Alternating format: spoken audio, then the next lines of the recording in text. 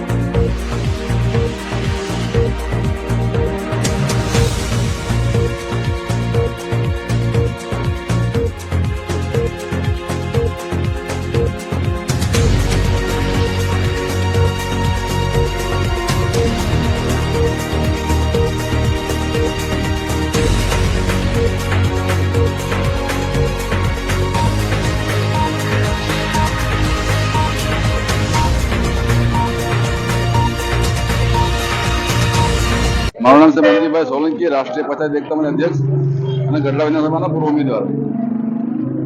હવે છેલ્લા 2 દિવસથી બોટાદની માલપાજી હંગામો મચાવ્યો છે કડદા નામથી. કેટલા લોકોને એ ખબર નથી કડદો એટલે શું.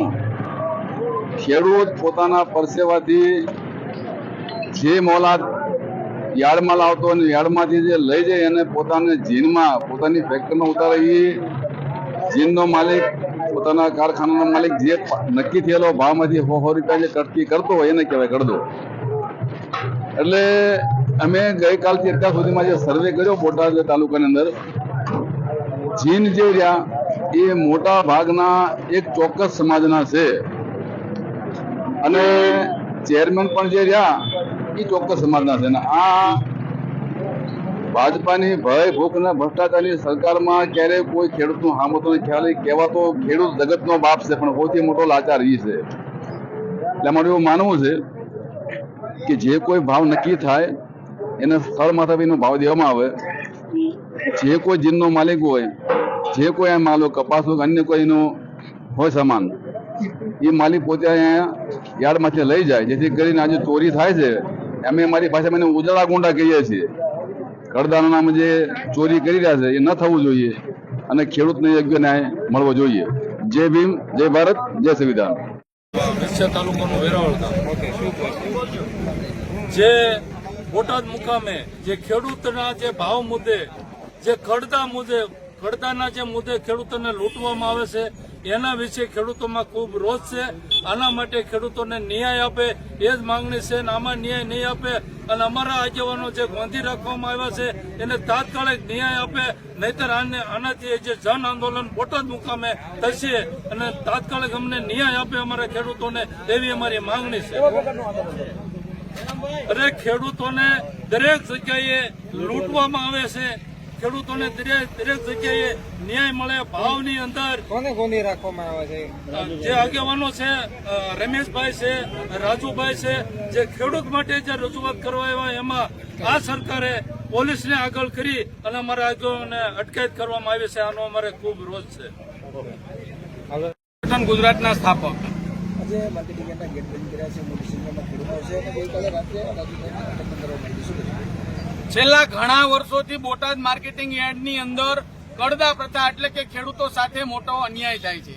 કડદા પ્રથા એટલે એકવાર માર્કેટિંગ યાર્ડની અંદર હરાજી થઈ ગયા પછી જ્યારે ખેડૂતો પોતાના વાહન લઈ અને જ્યારે જીનની અંદર ઠલવવા જાય ત્યારે વેપારી ખેડૂત સાથે અન્યાય કરે અને ત્યાં બીજો ભાવ કરે છે.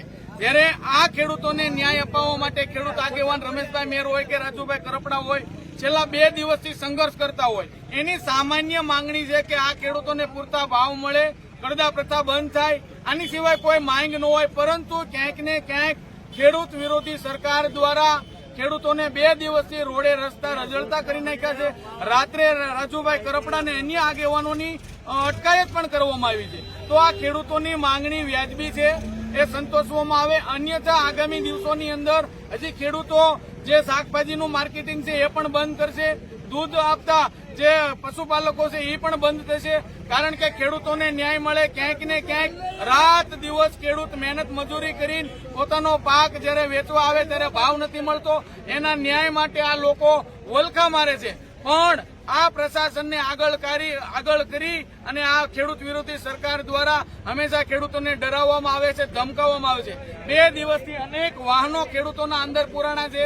અંદર 500 થી વધારે ખેડૂતો અને ગોંધી રાખવામાં આવ્યા છે. એને નથી તો ખાવાની વ્યવસ્થા કરવામાં આવી, નથી તો પીવાની વ્યવસ્થા કરવામાં આવી. ક્યાંક ને ક્યાંક આ પ્રશાસન એટલું આક્રમક થઈ ગયું છે કે મીડિયા કર્મી જે ચોથો સ્તંભ છે, લોકોને સામાન્ય પ્રજાને ન્યાય અપાવતા મીડિયા કર્મીને પણ આ લોકો અટકાવવામાં આવે છે. તો અમારી ઉગ્ર માંગ છે કે વહેલામાં વહેલી તકે આ બધી માંગણી સ્વીકારવામાં આવે અને ખેડૂતોને ન્યાય આપે.